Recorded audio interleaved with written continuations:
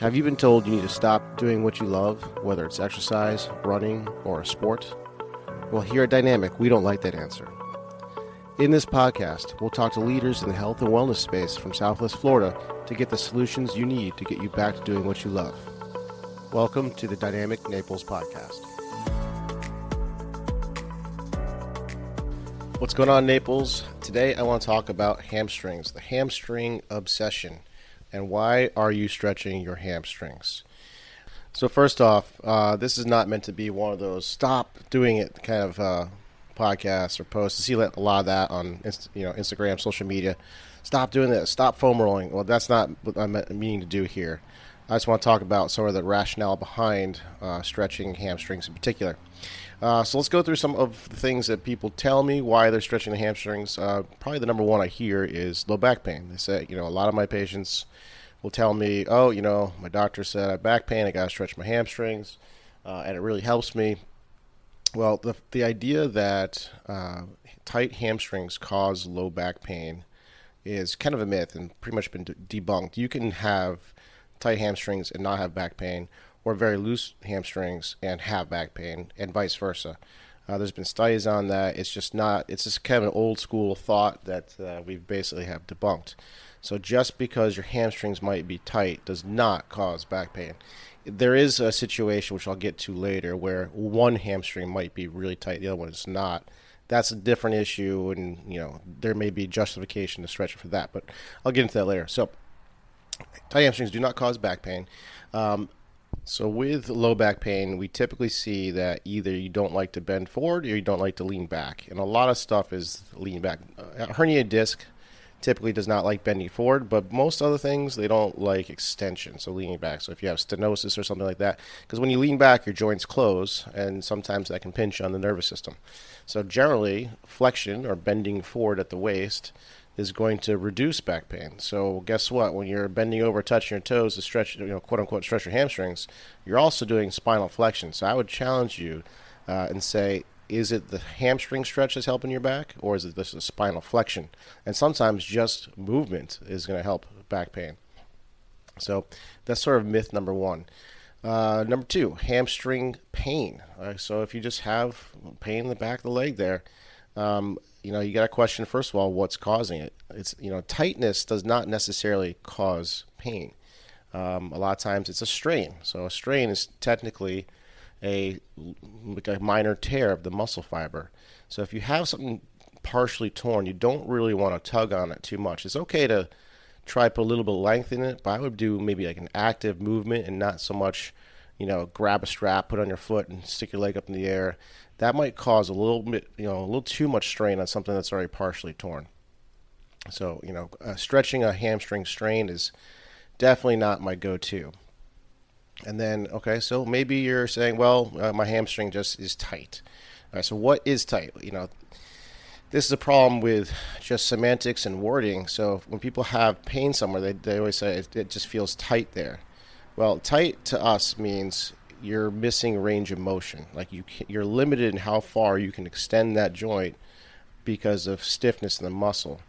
Well, you can have a lot of pain and be super loose. In fact, I've treated a lot of ballet dancers, and they have a lot of hamstring pain. And when I test their hamstring, they can basically get their kneecap to their nose. And they're always complaining, oh, it's so tight, it's so tight. Well, guess what? That is not a tight hamstring. That is a super loose hamstring. And your body will give you signals if something's too loose. It's basically saying you need to strengthen this because I don't have control in this end range. And a lot of ballet dancers actually end up rupturing their hamstrings. I've seen several that had, ruptured. One dancer in particular ruptured her hamstring, had it surgically repaired, went to physical therapy, and they stretched her hamstrings, and they ruptured it again. And so she had it surgically repaired twice. So I basically told her just to never stretch her hamstrings. An active movement is fine. Taking it to end range is fine, but we focus a lot more on strength. And she's fine now. That was the key for her. In fact, the Australian Ballet has recognized this, and they've stopped stretching their hamstrings. The other thing, too, is the nervous system. So sometimes if you have back pain, you're maybe getting electrical shocks down the leg, and your hamstring will look like it's stiff because of the way the nervous system works. So this is neurodynamics. This might get a little confusing here, but basically your nervous system is all one continuous set of tubing, basically like wires. So you got your brain, it turns into your spinal cord, into all your peripheral nerves, and it's all connected. So when you move your head in one way, you can be dragging the nerves because they have to slide in between the spaces by a few millimeters. And if they get like kind of caught somewhere, like say your pec muscle is really stiff, it can actually clamp down on the brachial nerves, the ones in your basically near your shoulder. And when you turn your head, it's going to kind of tug on that spot because the nerve doesn't have freedom of movement, and nerves do not like to be tractioned. They're not stretchy. They're not like a muscle. So that can really irritate the nervous system.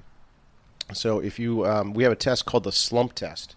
So if you're sitting on a table and you slouch and you tuck your head to your chin and then extend your leg out and then you flex your toes towards your nose, that's a slump position, and that's maximum tension through basically the entire nervous system, especially that sciatic nerve. And a lot of times that will produce pain in the back, and that's not supposed to do that. That means it's getting caught somewhere. So stretching the hamstring, so if you're on your back and you get your leg up in the air with a strap around your foot, that's sort of almost maximum tension of your nervous system. So if you're having nervous system pain, if you're my patient and you're testing positive on that slump test, I'm not going to let you stretch your hamstrings, not initially at least. We would actually work on some nerve dynamics and maybe get into hamstring stretching if it's warranted. So there's a bunch of reasons why I typically don't do a lot of hamstring stretches with my patients. There are certain situations where I will. So, part of this is like this has to be measured, and it shouldn't just be throw out a dart at the wall and see what sticks kind of approach. You want to make sure there's actually a deficit here. So I kind of mentioned earlier, if you have asymmetric stiffness, there may be a reason. There is something called SI joint dysfunction, sacroiliac joint. That's where your pelvis and sacrum meet. There's a joint there. Sometimes if there's big asymmetries from side to side in the muscles that attach to the pelvis, it can cause some shearing at the joint and kind of really irritate the joint. I'm talking big asymmetries. I mean, it's kind of a fallacy that we think we should be perfectly symmetric. I mean, life is asymmetric. We drive with one foot, and our organs are asymmetric. We're not supposed to be perfectly symmetrical.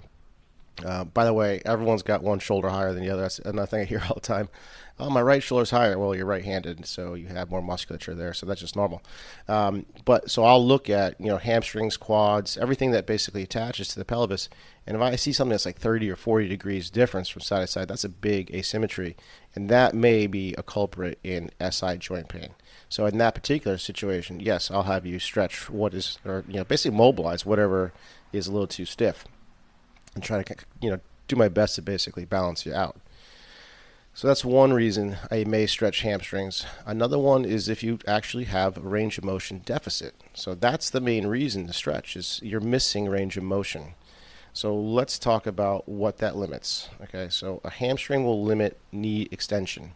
So if you are so stiff in your hamstrings that when you stand up, your knees are bent and you can't extend your knees straight, that's reason enough right there.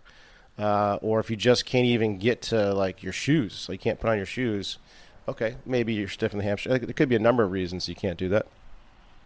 But other than that, hamstring length doesn't limit a whole lot of stuff functionally. There may be some sports, like if you're into a certain type of martial arts with a lot of kicking, or maybe you're a field goal kicker and you need to be able to really lift that leg up high. Those are some sports that require some decent amount of hamstring length. Or if you're a power lifter and you like to deadlift a lot, you can kind of get away with pretty stiff hamstrings still and do a full deadlift. There is a certain point where they might be stiff enough where it's going to limit your deadlift ability. But by the way, that's a great way to lengthen the hamstrings. So, your typical static stretch is kind of what I've been talking about this whole podcast. Just bending over, touching your toes and holding it there, or grabbing a strap, putting it around your foot and just holding it there. That's all like passive stretching. And active stretch is way more potent And the thing is, with range of motion, when you gain new range of motion through stack stretching, that's say you pick up 10 degrees in how much you can extend your leg. Well, that new range of motion has to be strengthened because it's uncontrolled. It's almost like a flappy kind of range of motion. So that's why we like to do active stretching more, because now you're lengthening the muscle, you're controlling it, and you're basically giving the nervous system input. The nervous system's learning how to control the body in that position. So something like a deficit deadlift is fantastic for lengthening the hamstring. So that's standing on, like a 1 foot box or something like that, and then deadlifting slowly, going down really slow and controlling it until you start to feel pull in the hamstrings. That's a great way, a much better way to loosen hamstrings. So my whole point here is that you should have rationale behind why you're stretching or mobilizing anything, really, because just stretching stuff is not 100% harmless. I mean, most of the time, most people can get away with stretching anything and it's going to be fine. But there are situations like the dancer I talked about, or neurologic pain, or if you have partial tearing. Those are all reasons not to stretch something. So it's not like a zero risk activity. So that's what I have for you today. I just want to throw that out there because it's just something I hear constantly. I think 100% of my patients when I measure their hamstring length, they always say, "Oh, my hamstrings are so tight," and sometimes this is not stiff at all. Sometimes it is, but more often than not, it's not stiff. If you feel like you're tight, if you feel like it's causing issues, you feel like it's limiting your range of motion, get it measured. Don't just do some blanket stretching and hope that's going to fix it, because usually it doesn't. Okay, Naples, my rant is over. I will be talking to you soon. Do you have unexplained pain? Or do you wonder just how healthy you are? When was the last time you had your blood tested? Blood chemistry analysis is a great way to stay ahead of any health conditions, and now you can have control of your health with Let's Get Checked. Let's Get Checked is an incredible company that sends blood tests to your home. You can choose from over 30 different tests, whether that's liver function, testosterone, micronutrient, cholesterol, or C-reactive protein, which is a marker for inflammation. It's sent to you with free shipping, and you get results in 2 to 5 days, no physician referral needed. Use the code DPT20 for 20% off. Go to letsgetchecked.com and use the code DPT20. Did you know that you can get started with physical therapy without a physician's referral? Physical therapists don't just solve pain, we get down to the root cause and keep it from coming back. We also discuss all things health, such as nutrition and lifestyle changes. If you feel that you could use some help, let's get on a free consult call. Go to www.dynamicnaples.com and sign up for a free call. Also, if you like this podcast, please give us a rating wherever you listen to podcasts. It helps us spread the message. Thanks for listening, and we'll see you next week.